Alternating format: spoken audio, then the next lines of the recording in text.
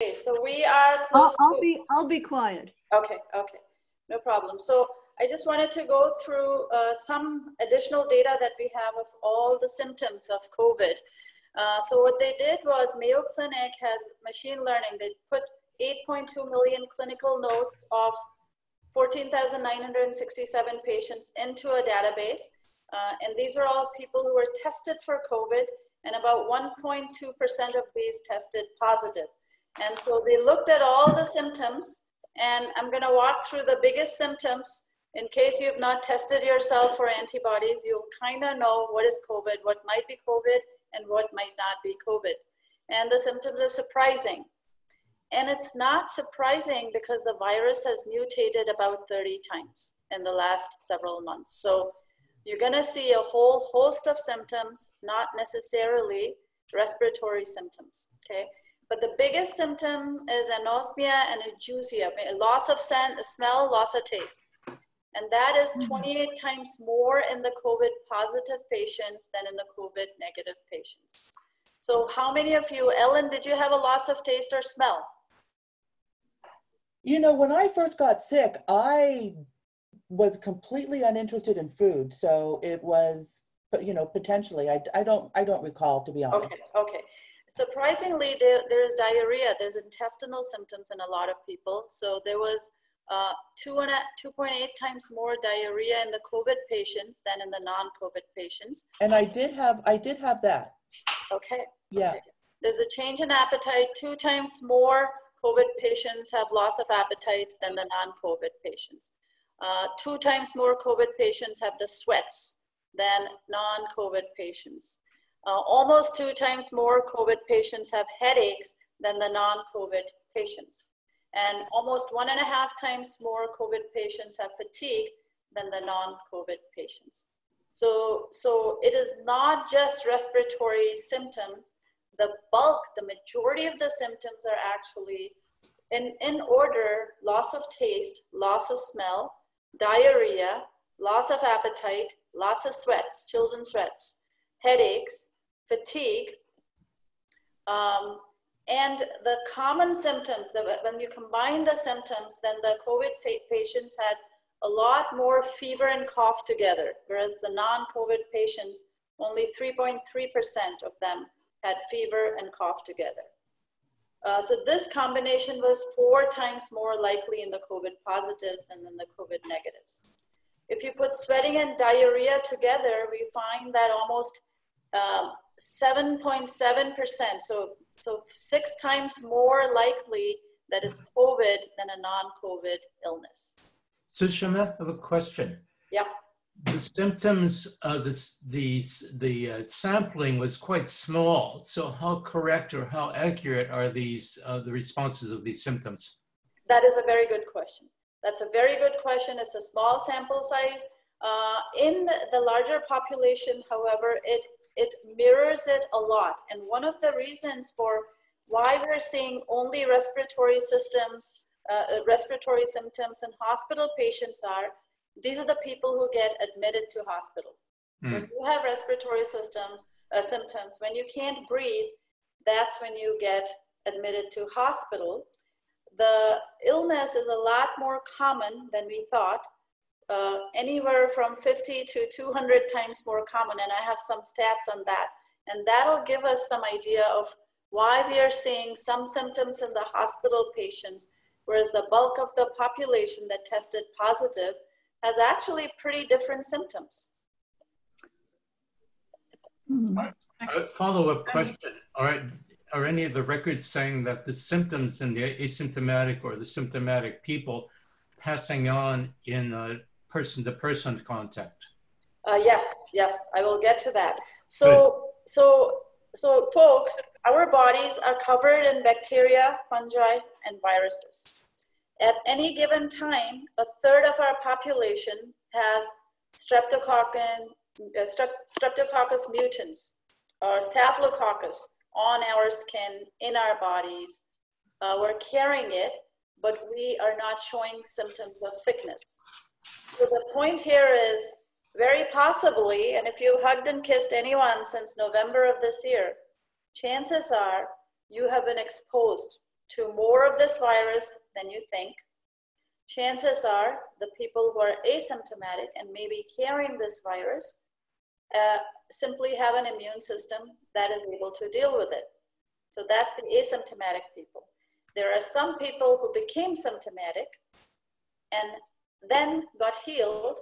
And so these people might also have the virus sitting on their body or wherever and not having any symptoms. So what I'm trying to say is healthy people are people who may or may not have the virus on their bodies, but who are able to who have dealt with the virus by having an immune response to it that's positive. So the problem is we are fearing the virus.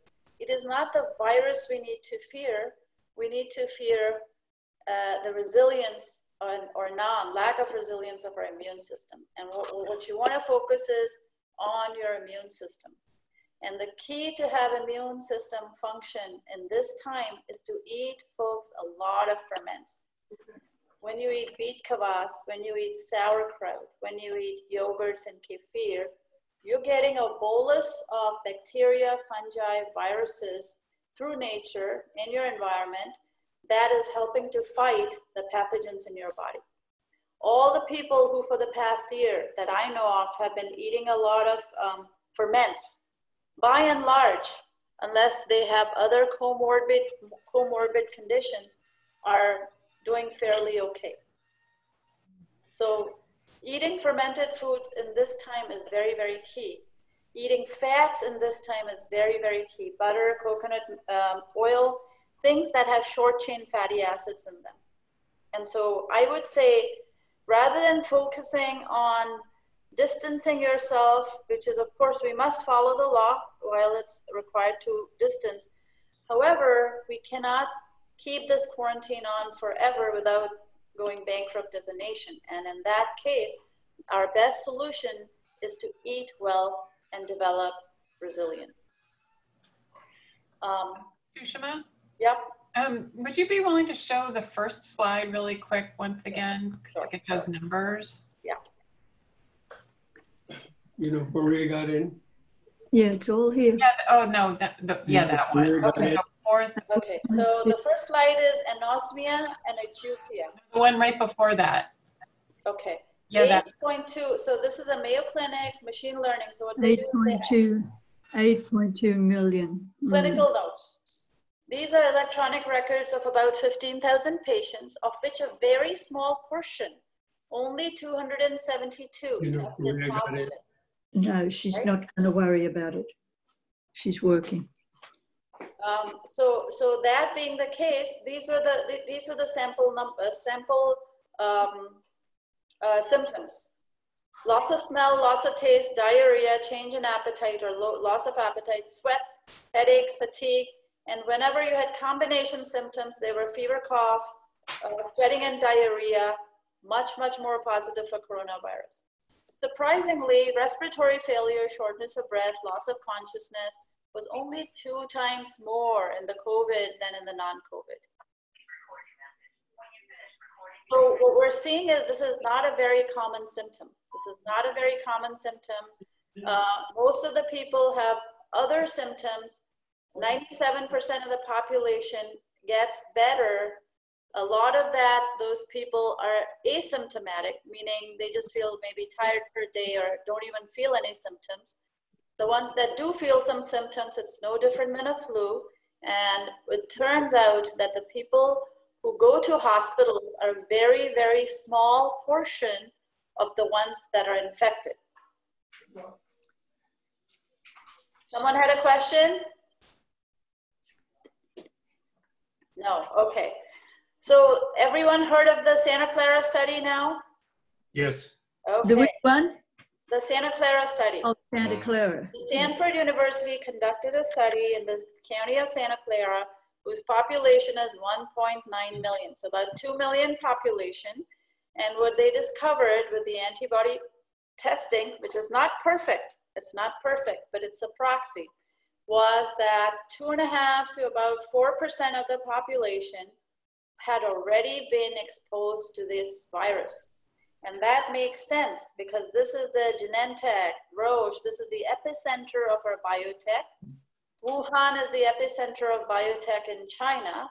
There's a lot of companies headquartered in Wuhan that have offices in the Bay Area. And there's a lot of, airlines, China Airlines didn't stop traveling. The microbe didn't stop traveling just because we wanted it to. So the county of Santa Clara has between 48,000, based on this study, to 81,000 people who were infected by the coronavirus. What we were told was the infection rate was about 2,000 as of yesterday. So what we're finding is the actual infection rate is 50 to 100 times more than that, which makes the death rate much, much, much lower than what we earlier thought it to be. Earlier, we thought the death rate was anywhere from 2 to 10%. Then we started. Could you make it, well, could you copy this? I'll send it to you, Margaret. Oh, good. Oh, I'm sorry. I'll send it to you. Okay. So to recap, in Santa Clara, the population, Sunshine, are you there and can you hear? No Sunshine, okay. Population of Santa Clara is 2 million. Of them, 2 to 4% got the virus, which is 50 to 85 times more than we thought had the virus. Of this, we have 95 deaths. So the death rate for the coronavirus in Santa Clara County is actually less than the rate of flu. It's far, far less than what we thought it to be. Far, far less. So Shima, a yeah. question. How can the extrapolation be made from, again, a small sampling like this? Yes. So the way they made the extrapolation was they solicited people on Facebook. They adjusted them for gender, race, economic status, and came up with this number. They looked at 3,300 sampling of the population. Thank you. And so that's a pretty wide sample. But I'll talk about Cuomo's sampling as well in New York. And that sort of leads us to very similar numbers, which is that the actual spread of the infection is far, far more widespread than indicated by the number of confirmed cases. As of yesterday, the actual infected, based upon this study, are anywhere from 99,000 to 150,000 people in Santa Clara County. The death rate as of yesterday was 95, and so the infection rate is 0.005, which is actually less than the annual death rate from the flu. And what that says is, there's a couple of things. It's like looking at the sides of an elephant. There are people who say, oh my God, you're smoking. This disease kills people. This disease is deadly and virulent, and it is taking up 100% of the hospital space out there. There are some people who say, I got it, and I barely even felt anything. One of the problems is the virus has mutated 30 times. And when a virus mutates frequently, it attenuates because all the people that got infected from the virulent form of the virus are dead, right? And the virus is going to infect from the less virulent people because it's still alive and the virus is going on to infect other people. That is possibly one of the reasons why the virus has become attenuated. There's more of them, and there's a variety of different symptoms. So we have a lot of different symptoms that we did not know of before. We have a lot more people infected that we did not know of before. And so the fatality rate is much, much lower. It's not 3 or 4%. If you use this model for New York, it's at an infection fatality rate of 1.2. We know that as of the 22nd of April, 2,200 people died in the Bronx, but 1.8 million people got infected. So what we're saying is that 80% of the population in New York, in the Bronx, got infected. And the majority of them are asymptomatic, which means New York may be reaching herd immunity with respect to this disease. So, Shima, a question. If the virulence decreases in this particular case in the samples that have been made, is that typical of viruses, or is that this particular one, or can there be a further change of increase? Right, right. Good question. So when a virus is born, say the Wuhan virus was born, it almost mutates immediately. A virus can mutate every couple of weeks. Every 18 hours, viruses have been known to mutate. And what's happening is the fatal strains of the virus kill the people. And as it mutates, the non-fatal strains are going to continue to infect, because say I got infected, I'm not dead or sick, I go and hug you, you get infected, but that's with my non-fatal strain. If I was very sick, I wouldn't get out of bed, I wouldn't get out of hospital, and you are less likely to be infected. And so chances are you're going to be infected with a less virulent strain. And if you get infected with the less virulent strain, chances are that your body sort of recognizes this virus. And if you were to get the more virulent strain, you would be more protected. Are you following me? I am. Would the increased virulence actually increase the antibody production in the body, or would it be less so if you have a less concentrated virulence? The increased virulence is gonna instigate a more intense immune system response, which will include the antibody reaction, which will include, you know, all the monocytes and phagocytes and so on. And so depending on the level of your infection, you'll have more immune response or less. But if you had the infection, right? If you had the infection and if you were well after that, what's going to remain in your body is the antibodies. All right, thank you. Could you just repeat that, Sushma, about the more virulent type? Yes. So when people got the disease in Wuhan, it was likely a virulent strain because we were finding people dying overnight, dying of respiratory failure. So those people died, right? When those people died, they were put in aseptic sacks and, you know, disposed of. And the virus in the meantime was mutating, and viruses mutate very fast. These coronaviruses mutated at least 30 times in the last few months. That virus also came to the Bay Area, we now understand, as early as November. A lot of people got sick in December. A lot of people got sick in November. They autopsied a person from several months ago and they tested positive for COVID. This is back when we had no clue about COVID. So it has come to the Bay Area. As it attenuates, chances are it's going to get less infectious, and then it's going to run through the population. When it runs through the population becomes immune to it. And so if there's a more infectious version of that virus floating around, chances are you're going to be better protected by your immune system. Sushma, I'm convinced that's what I had in December. Yeah, yeah. I think my family members had it too, and we never get sick, and it was very surprising. The immune system was shocked. Yeah. Someone else had a question? So the infection fatality rate of 0.12 or 0.2 means that all of Bronx has been infected, all of Queens has been infected for sure, Kings has been infected in large proportion, Westchester County infected about 43% if you apply those numbers. But what we're finding is that the New Yorkers are infected way more than the people in California are. And the reason for that is it arrived in New York relatively later than it arrived in California. It seems to me it arrived in California October, November.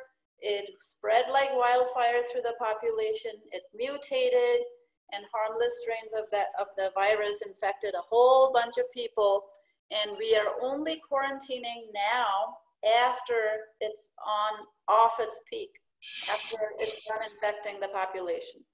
In New York, on the other hand, the virus seems to have come a little bit later, infected more of the population, far more of the population than we thought. And therefore, the mortality rate, the number of deaths is higher, but the death rate is actually very low, meaning the percentage of people who died compared to the percentage of people who are infected is pretty darn low. Governor Cuomo did his own analysis, and this was 4/23, which was yesterday, results of an antibody study in 3,000 people in 19 New York counties. So he took a sampling. One of the problems we've had is we've not been able to sample. The antibody test that the CDC put out was contaminated, so we've been terrible about testing. But the results showed that the infection rate is actually 13.9% higher in New York City than the rural areas. And if that is the case, chances are New York is mighty close to herd immunity, which means most of the population now has the infection. Which is great because now it's going to do less damage to fewer people. Did you say 13 or 30, Sushma? The what? Did you say 13 or 30? 13.9% higher in New York City compared to the rural areas of New York, outside of New York. So chances are New York is pretty darn infected, and we're seeing the tip of the iceberg in the deaths, but even those have tamed down. Wanted to show you what the flu looks like every year. This triangle or the pyramid you see on the left-hand side is the flu pyramid for flu-related deaths, meaning pneumonia coming from flu between 2011 and last year. I'm gonna, if you could mute yourselves, that would be great, guys. From 2011 to 2018, and this is 9 million to 45 million people every year get infected with the flu. Out of these, 140 to 800,000 people get hospitalized with complications from the flu. Out of these, 12,000 to 61,000 people die every year from the flu. So far, the death toll from this coronavirus has been 50,000 between the beginning of time, which I'm assuming is November, December, and now, which is less than the highest bad flu season, which was 17-18. A couple of years ago, we had 61,000 deaths. This is still lower than that. And so the mortality rate of this is no different than your annual flu. One of the problems that we're facing is, so Medicare is paying $5,000 from a pneumonia you get from a regular flu, but it pays you $13,000 to hospitals for a pneumonia you get from COVID. Guess what hospitals are gonna do? Why is that?